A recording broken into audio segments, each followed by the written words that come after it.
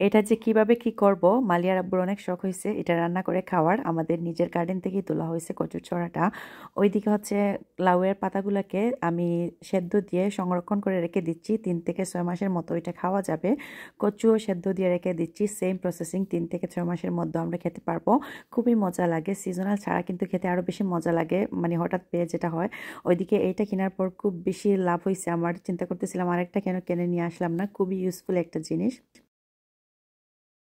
America মিশিগানে এখন পুরো দমে ঠান্ডা পড়ে গিয়েছে, গার্ডেনিংও শেষ। মাত্র 3 থেকে 4 মাসের মতো সামার থাকে, ওই সময় শুধু গার্ডেনিংটা করা যায়, আদারওয়াইজ করা যায় না। সব কিছু মরে টরে একদম শেষ হয়ে যায়, বড় বড় গাছগুলা থেকে ধরে সব কিছু পাতা টাতা সব পড়ে যায়।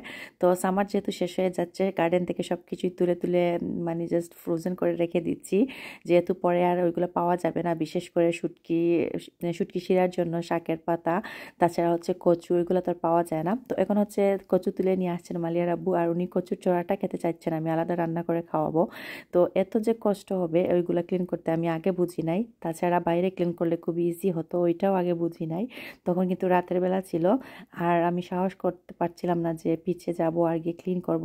সো মালিয়ার আব্বু ঘরে ছিলেন না। তারপর আবার চিন্তা করলাম যে যেহেতু নিচে নিয়ে আসছি, মানে বড়েও গিয়েছে অলরেডি, তাহলে টাকার দরকার নেই। আর এই একটা ইয়েটা আমি জাস্ট আপনাদের সাথে শেয়ার করতেছিলাম, এইটা আমি কিনে নিয়ে আসছি $4 দিয়ে। এত বেশি ইউজফুল কি বলবো, মানে ভাবতেছিলাম আরও আগে ওইটা কেন ফেলাম না, আর আরও একটা কেন নিয়ে আসলাম না। মানে এত মানে দেখা যায় কি কিছু কাটা কাটা দোয়া করতে গেলে সিঙ্কের মধ্যে একদম পড়ে যায় ময়লায় টলায়। তো এটা খুবই ইজিলি, মানে জাস্ট যে কোনো কিছুর মধ্যে হোল্ড করে রাখা যায়, ওইটা পিছনে একটা হোল্ডার আছে। তো আমি জাস্ট একটা ব্যাগ লাগিয়ে রেখে দিই ওইটাতে।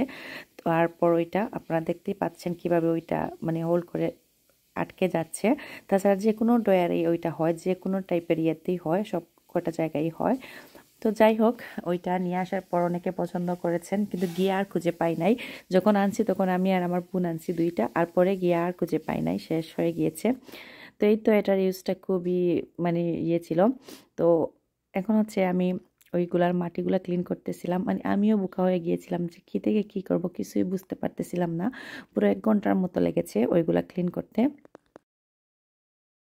আসলে যেহেতু গার্ডেনের জিনিস খেতে চেয়েছেন শখ করে, ওই জন্য আর না করলাম না। তাছাড়া তো মানে কষ্ট তো সব কিছুতেই আছে কম বেশি, কিন্তু এটা যে বালু দিয়ে এরকম একটা অবস্থা হবে সেটা কিন্তু বুঝি নাই, বুঝলে বাইরেই ক্লিন করে নিয়ে আসতাম কিছুটা না হলেও। তো যাই হোক, এখন হচ্ছে কেয়ার করা, যেহেতু খেতে চেয়েছেন উনি, আর আমারও তো ফেলে দিতে দুঃখ লাগবে যতই বলি না কেন। কষ্ট করে করা গার্ডেনিং কিন্তু খুবই কষ্ট, এখানে এত সোজা না, অনেক মেহনত করতে হয়, শ্রম দিতে হয়। ভিডিওটা এডিট করার সময় অনেকগুলা ক্লিপ কেটে কেটে ফেলে দিয়েছি, মানে এত লম্বা হয়েছে, এতক্ষণ লাগছে আর কি। লিটারালি আমি পুরো একদম পাগল হয়ে যাচ্ছিলাম, মনে হচ্ছিল যে ইস কেন যে এটা, মানে কি কি জন্য যে এটা খেতে চাইলেন। আর এখন হচ্ছে ওই কচুগুলাকেও আমি হচ্ছে ধুয়ে একদম ক্লিন করে তারপর হচ্ছে সেদ্ধ দিয়ে ফ্রোজেন করে রেখে দিব, কারণ একসাথে অনেকগুলো আইটেম চলবে না। কচুটাও আগের দিন আরও খেয়েছি, 2-3 দিন আগে। তো ওই জন্য চাচ্ছিলাম যে কচুটা পরে খাই আর এইটাই খাই। এত কষ্ট আর সাধনার পর এই কয়েকটা কচুর ছড়া বের হয়েছে আর কি, দেখে পুরো বিশ্বাস করেন। এখনও যখন আমি ভিডিওটা এডিট করতেছিলাম ভাবতেছিলাম ইস এত কষ্ট করছি ওইগুলা নিয়ে, আর এত যে মজা হয়েছে ওইরকমও না। আমি রান্না যখন করছি তখন জানি না কি, মানে এত যে আহামরি মজা হয়েছে ওইরকমও না, এত বেশি মজাও হয় না। ওই জন্য আমি রেসিপিটাও দিই নাই, জাস্ট ক্লিনিং প্রসেসটা, আমার কষ্টটা দেখাচ্ছিলাম আর কি। তো এখানে তো কাজের লোক নেই আসলে, দেখা যায় কি রান্না করার চাইতে কাটা ধোয়া পরিষ্কার করা এগুলো বেশি কষ্ট, এগুলো বেশি ঝামেলা।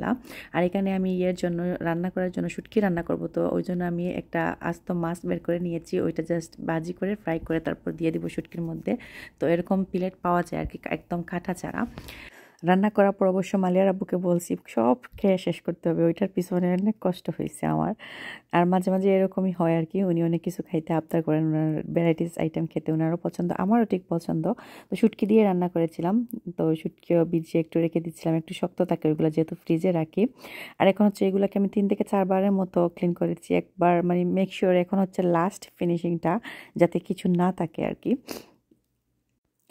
আর আমি যে সেদ্ধ করে রাখার কথা বলতেছিলাম, কচুটা আমি সেদ্ধ করে ফ্রোজেন করে রেখে দিব। জাস্ট কেটে তারপর সেদ্ধ দিয়ে হালকা একটু পানি দিব, কারণ ওইগুলো থেকে অলরেডি পানি বের হবে। পরে কিন্তু পানি ফেলেও দেওয়া যাবে না, কারণ পানিটা তো সব কিছু চলে যাবে যদি ফেলে দিই পানি।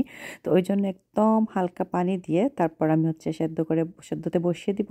তারপর যখন ওইটা ঠান্ডা হয়ে যাবে তখন আমি হচ্ছে ডিপ ফ্রিজের মধ্যে রেখে দিব।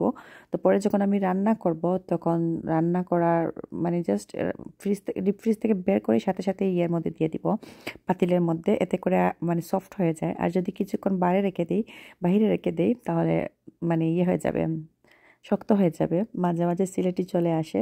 আর এইদিকে তো হাতেও কিছুটা চুলকাচ্ছিল, খুবই ভয় করতেছিল। প্রথমে গ্লাভসও পরি নাই, খেয়াল হয় নাই, মানে কিছুই খেয়াল হয় নাই। ওইগুলো দেখেই আমার মাথা নষ্ট। ওইদিকে আবার ভাবছি যে একটু রেকর্ড করব, তো সব মিলাই আর কি একদম ছোটো ছোটো করে কেটে নিয়েছিলাম। মজা হয়েছে, একদম খারাপ না, বাট খুব যে আহামরি কিছু হয়েছে মানে কষ্টের তুলনায় ওইরকম না। আর এখন হচ্ছে আমি লাউয়ের পাতাগুলাও ওই দিন মানে 2 দিনে ক্লিপ করতেছি। লাউয়ের পাতাগুলোকে একদম মানে ঠিক করে ক্লিন করে তারপর ধুয়ে এখন হচ্ছে সামান্য পানি দিব। পানি বের হতে হতে দেখা যাবে যে পাতিলের নিচে ধরে যাবে। ওই জন্য একটু পানি দিয়ে ওইটাকে ডেকে দিয়েছি। এমনিতে কিন্তু অনেক পানি বের হবে, তো একটু পানি দিয়ে ডেকে দেওয়ার 10 থেকে 15 মিনিটের মাথায় হচ্ছে ওইগুলো সেদ্ধ হয়ে যাবে। তারপর জাস্ট ঠান্ডা করে আমি একটা ব্যাগের মধ্যে ভরে ওইরকম করে সব কয়টা সবজি আমরা রাখি এখানে।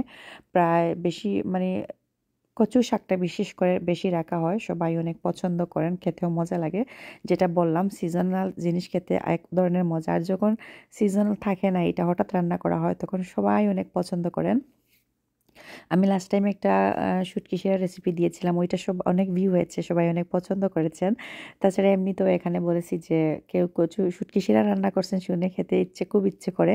মাছ মাংস শুনলে খেতে ইচ্ছে করে না, কিন্তু শুটকি শিরা মানে এটা শুনলে খেতে খুব ইচ্ছে করে, বিশেষ করে শুটকি শিরাটা।